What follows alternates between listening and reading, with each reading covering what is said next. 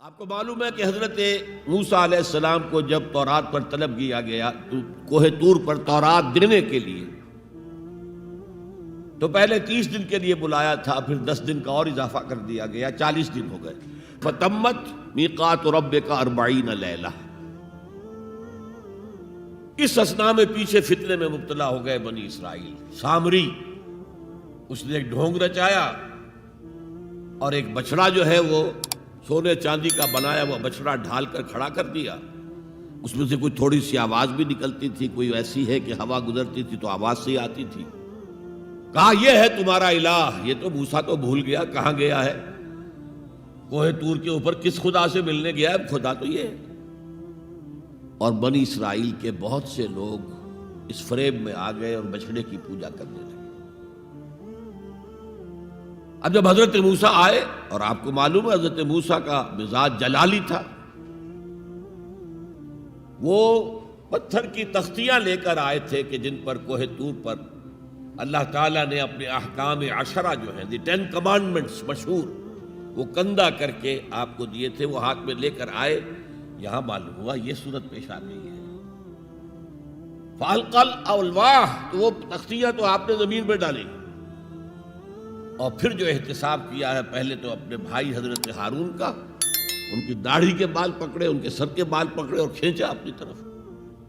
اس نے کہا کہ بھائی مجھے ذلیل نہ کرو لوگوں کے سامنے، میں نے انہیں روکا لیکن یہ تو مجھے قتل کرنے پر تل گئے تھے، اور مجھے اندیشہ یہ ہوا کہ کہیں آپ واپس آ کر یہ نہ کہیں ان فرقت بین بنی اسرائیل، کہ تم نے جو بنی اسرائیل کے درمیان تفرقہ پیدا کر دیا۔ تو میں نے کہا آپ ہی واپس آ کر نپٹے۔ اب پہلی بات نوٹ کیجئے، تاریخ انسانی کا یہ عظیم واقعہ ہے، کئی ہزار یہودی اپنے اپنے قبیلے کے لوگوں کے ہاتھوں ذبح کیے گئے اس پر۔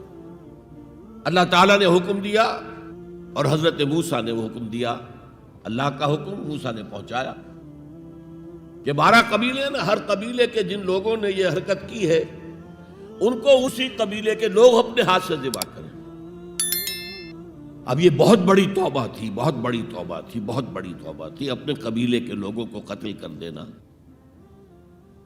پھر وہ 70 نمائندے لے کر تمام جو بڑے لوگ تھے کوہ طور پر حاضر ہوئے، اجتماعی طور پر اللہ سے عفو و درگزر کی درخواست بھی کرنے کی۔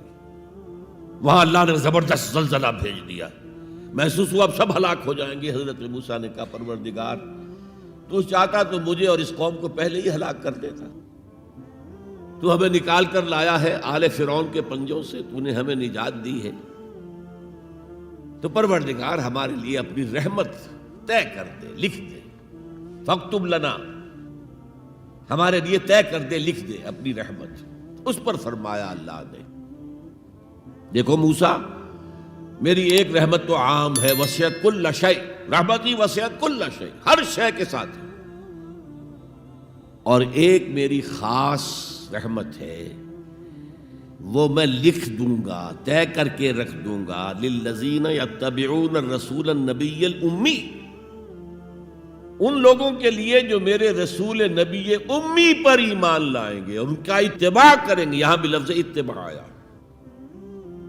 اور اس میں پھر حضور صلی اللہ علیہ وسلم کی کچھ شان بیان ہوئی ہے، بات لمبی ہو جائے گی، اور پھر فرمایا یہ گویا کہ اتباع کی تفسیر آ رہی ہے۔ اتباع کا مطلب کیا ہے؟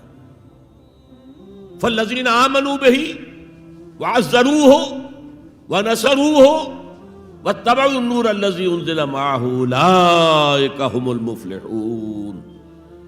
تو جو لوگ ان پر ایمان لائیں گے اور جو ان کی تعظیم کریں گے اور جو ان کی نصرت کریں گے، مدد کریں گے، اور جو اس نور کی پیروی کریں گے جو ان کے ساتھ نازل کیا جائے گا، تو وہی ہوں گے مفلحون، وہ ہوں گے کامیاب ہونے والے، فلاح یافتہ لوگ وہ ہوں گے جو یہ 4 رشتے ہمارے اس رسول نبی امی کے ساتھ پختگی کے ساتھ قائم کر لیں۔